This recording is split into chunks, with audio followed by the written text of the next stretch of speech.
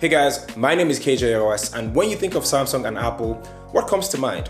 For some, it is high and ultimate performance with the iPhone, and for others, it's the highest end Android device with the most features.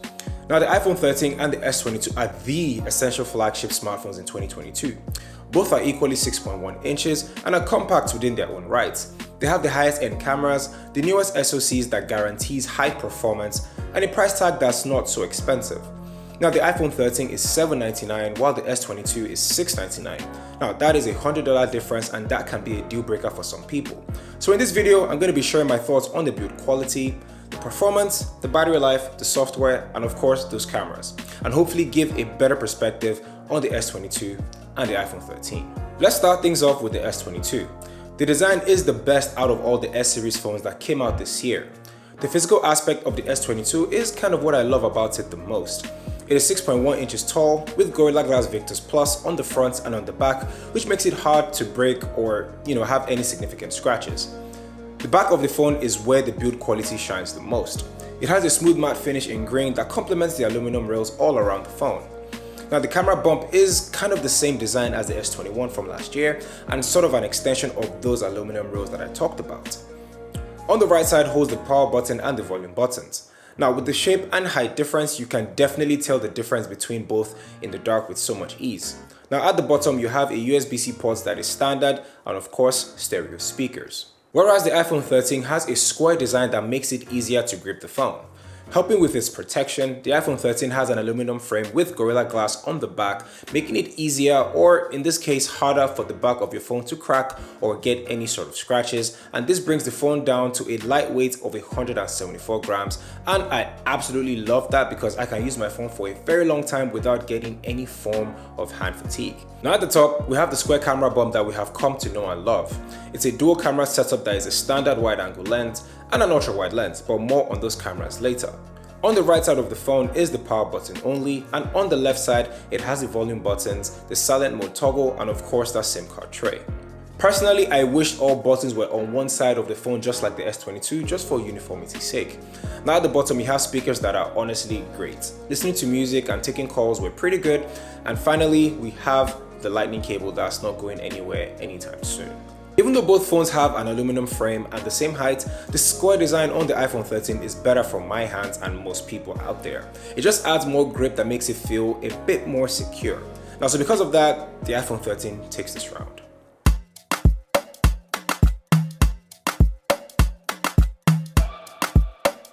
Okay, when it comes to displays, Samsung is already known in the industry for having the best displays, but don't write off Apple yet because Samsung is still making their displays for the iPhone 14 Pro that is upcoming.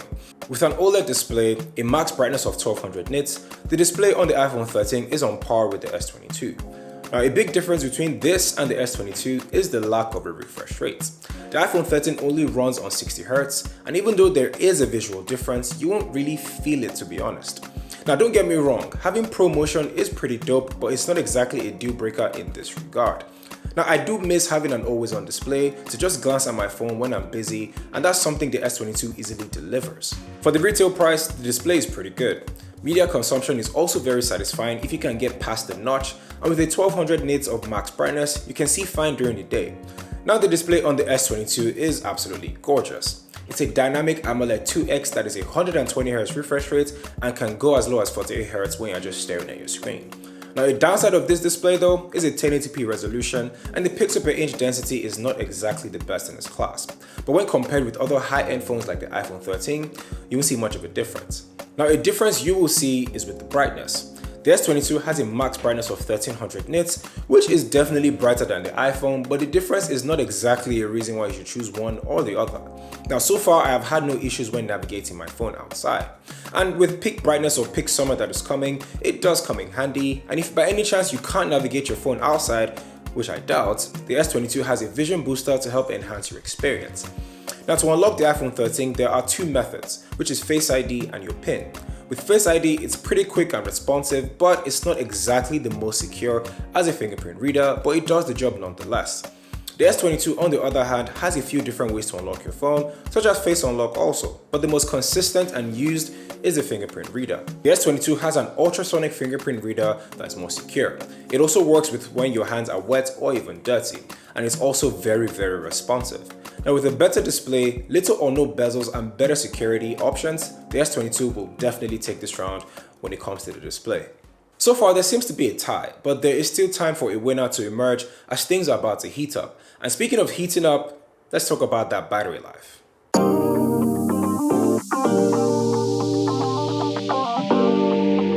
The S22 battery capacity is 3,700 mAh, while on the iPhone 13 it is 3,240. Now on paper, the battery on the S22 should be better, but shoulda, woulda, coulda. Now the S22 battery is average at best, or is just really bad. Now I take it off the charger by 7:30 to go for work or a workout, and by the time I get back 2 hours after, it's about 75%. And yes, I know I am a power user, but that new SoC takes a lot. On most days, it dies around 5 p.m. Now the iPhone 13 is pretty interesting because when this was released, Apple promised about 1.5 hours of better battery than the iPhone 12, and I can say they delivered on that promise. I have consistently gotten 7 to 9 hours of screen on time averagely, and of course that standby time is pretty good. Now just like the S22, I start my day pretty early and I end my day at 11 p.m. with 20% of battery left. I use my phone a lot in the mornings to work out, answer calls and emails, and I can comfortably go out with about 60% of battery and know that I will be okay throughout the night. Now if you do run out of juice though, it takes about an hour to get to 100%. The clear winner here is the iPhone 13. It blows the battery of the S22 out of the water. Now when it comes to software, it's just basically Android versus iOS. And you know, I get a lot of questions on which is the better software, and it's very subjective. iOS 15 on the iPhone 13 is very smooth. Now over the years, it has definitely improved and optimized well. The performance is great with little or no lags, and watching videos or playing video games or mobile games is pretty satisfying. Now Siri is still Siri and is not even close to what the Google Assistant can be, and let's not even talk about Bixby. Apart from Siri not being able to go toe to toe with the Google Assistant, the lack of customizations on iOS gets very boring after a while. I mean fine, you can change your wallpapers, you can change your icons, but that takes a lot of effort to begin with. Now compare that with the S22 with One UI on Android 12. It has different themes that comes with the phone and they're pretty good. Now even if that really isn't your thing, you can easily download a different launcher or Nova launcher as I prefer and design it to your choice. Now I'm not saying iOS is bad, but the option to be able to customize your phone is a nice addition to have. So with the ability to customize a lot than just widgets and change the overall theme of your phone, the S22 is the clear winner for this round.